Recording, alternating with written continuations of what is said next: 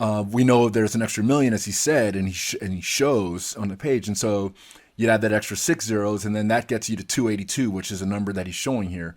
That's where he gets the extra 1 million. And it's not, we don't have a factor of a trillion. And I'm not saying Dr. Adair is wrong. He's not wrong. So just be clear that what he's saying is accurate, but and he admits he's being pedantic, but even with that, it's like, this is just a strange flex, because we know what he means to say here. He shows his work. It's clear to me, at least, and I think clear to anybody who sees this really simple kind of work, that he meant to say a trillion 23 times instead of 24. And maybe he did. I didn't. Someone can count that and see. All right, we'll move on. So there's a bit more covered here, but I think I've made the point. You can watch the whole video. It's up to you. I don't think the video is really good, as I've said. If you want to watch it, you can go ahead. Again, and you can probably check the source video and check the claims that this organization is making. Again, I said I wouldn't say it again, but I just feel like, if you're skipping around the video, maybe you didn't hear that. I'm not endorsing the claims. I'm not disavowing them. I just don't have an opinion on them. I didn't verify them. So none of that is the point of what we're talking about here. So to wrap this up, I think the point here is that there is an unnecessary clashing here between someone who professes to be, against creationism. Again, I don't know Dr. Adair's personal views at all, so I don't want to speak to them. And I think Paulogia is either an atheist or a skeptical agnostic. I don't know exactly which one. I think he's maybe said both or whatnot. But the point is, there's an unnecessary clash being taking place here between two different worldviews, and it's just not the way I think this kind of thing should be handled. If we want to attack the science, if we want to attack the math because it's wrong, because it's making mistakes, that's fine.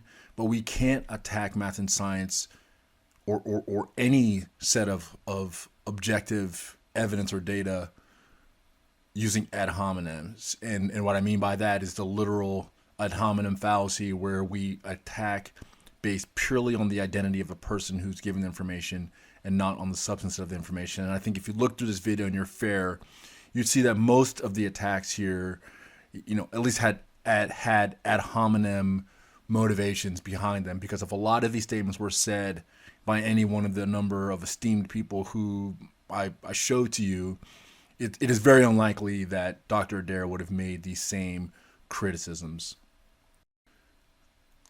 So I'll wrap up with this, which is that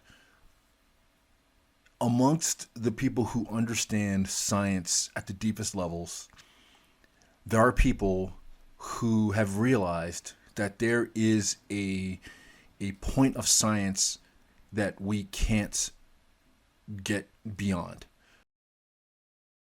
The ethics, but I hope that it might lead to something of a debate towards the end. Okay, first thing to say is we will never know how life started on Earth.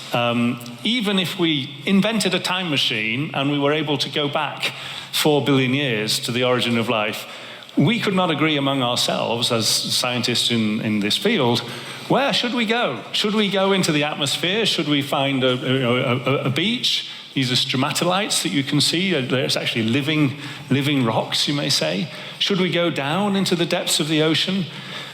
Scientists who work in the field cannot agree with each other about things as simple, you may say, as that. And if we actually did succeed in, agreeing on where to go, and we go there and we find some green slime on a rock, do we know if this is a step en route to the origin of life, or was this some side alley going nowhere in particular? Again, we have no way of knowing.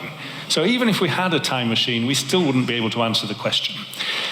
So you may think it's completely hopeless. Why am I even standing here? Well, we can hope to understand it. That's really what we're trying to do. I don't think.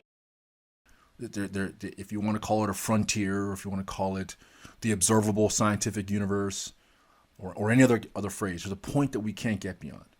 And that point is the point that if we go back thousands of years, is the point where humans have struggled from the very beginning. You know, how did we get here? How did this start? What's the purpose? What's the meaning? These are deep questions, and it is saying too much to say that science is going to answer all of that. It's not. And the scientists who really understand this all take that position. That is uniformly understood. Science will not answer all of those questions, and it's not meant to. What the beauty of science is, and the reason why those of us who've studied science love it, is because it helps us answer all the things we can observe. And to that end, it's amazing and it's brilliant and it's beautiful. But the part that we can't observe and never will be able to, and the parts that we can't reconstruct and never will be able to, we need to leave those to other domains. So I'm not saying it's creationism at all. I'm not a creationist, as I said. But what I am saying is that that domain is beyond science, and we need to understand that. So I'll wrap it up there. I hope you enjoyed the video. Please, if you haven't already, click like, click subscribe, all that good stuff, and we will see each other again soon. Bye.